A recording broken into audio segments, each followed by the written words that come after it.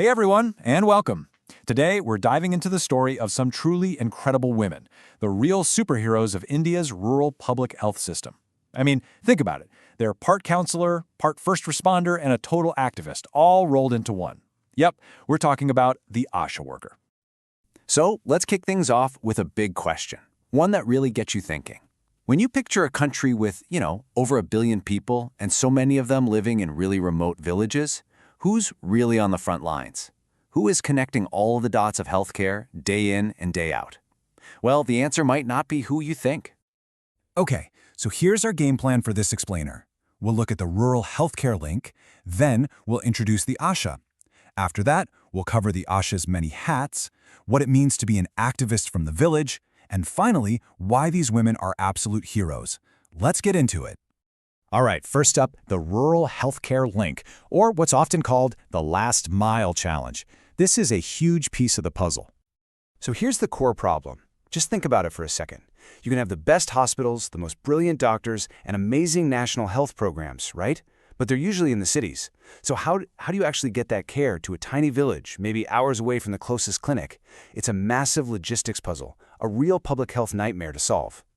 And that brings us to the ASHA, the solution that came from within the community itself. This is where India's National Rural Health Mission had a stroke of genius. Instead of just pushing services from the outside in, the whole strategy was flipped. It was about building strength from the inside out. So let's meet the ASHA. It stands for Accredited Social Health Activist. And honestly, this definition is everything. The whole concept hangs on this. She's a woman from the village, chosen by the village, and she's trained to be that crucial bridge, that essential connection between her own neighbors and the official public health system.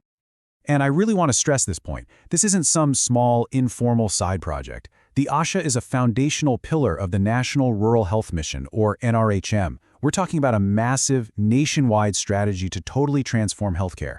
And the ASHA, she's right at the heart of the whole thing, absolutely central. Okay, so now for the really cool part. The ASHA's many hats. What does one of these community health activists actually do all day? And let me tell you, this is where you'll be blown away. She's a true multitasker, juggling an unbelievable number of roles. First and foremost, a huge part of her job is maternal and child health. This is really her core mission. She's the one counseling pregnant women on, everything from getting ready for the birth to making sure it's a safe delivery. She's out there promoting the life-saving benefits of breastfeeding and immunization, and she's also advising on contraception and, crucially, encouraging women to deliver in a proper health facility, often through programs like the Janani Suraksha Yojana, or JSY. But it doesn't stop there, not even close. She's also all about community awareness and primary care. She's basically the village's go-to person for health info, raising awareness about things like good nutrition, sanitation, and hygiene. Plus, she's a depot holder. What does that mean? It means she's the one you go to for essential stuff like ORS, iron and folic acid tablets, or even condoms. And on top of all that, she's trained to provide basic care for common things like diarrhea or a fever. She's the first line of defense. And this really shows how plugged in she is to the bigger health system. Think of ASHAs as the eyes and ears on the ground. They're the ones who track and report every birth and every death in their village to the local health centers. They are absolutely critical as DOTS providers for tuberculosis. That's where they make sure TB patients take their medicine every single day. And now, they're even being trained to screen for non-communicable diseases, things like high blood pressure and diabetes, literally bringing modern disease screening right to the village. So this brings us to a really critical question. Who becomes an ASHA?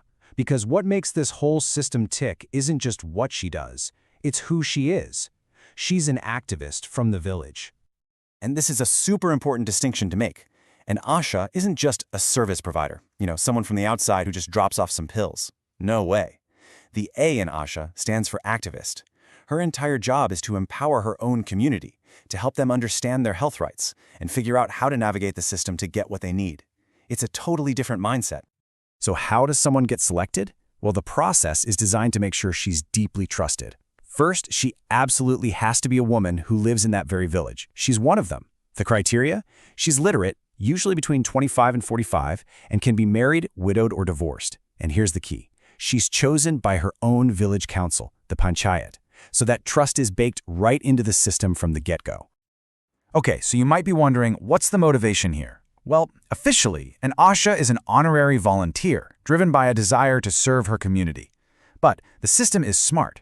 It recognizes just how much work they do, so they get performance-based incentives.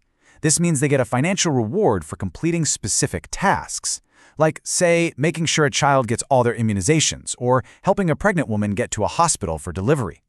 So, let's bring it all together. Why are ASHAs considered heroes? Well, when you step back and see the whole picture, this massive last-mile problem, this genius community-based solution, and just the sheer number of things an ASHA does, their importance is just undeniable. They are the cornerstone of community health. I mean, this quote just says it all, doesn't it? The cornerstone of community health. They act as an activist, a counselor, and a primary care provider. She is that trusted neighbor, the first person you call, the health educator, and that relentless activist who is fighting for a healthier future for her entire village. She is, without a doubt, a true healthcare hero. And that really leaves us with one last big question to think about. The ASHA program is just this incredible example of a grassroots solution to a huge national problem. So it really makes you wonder, right?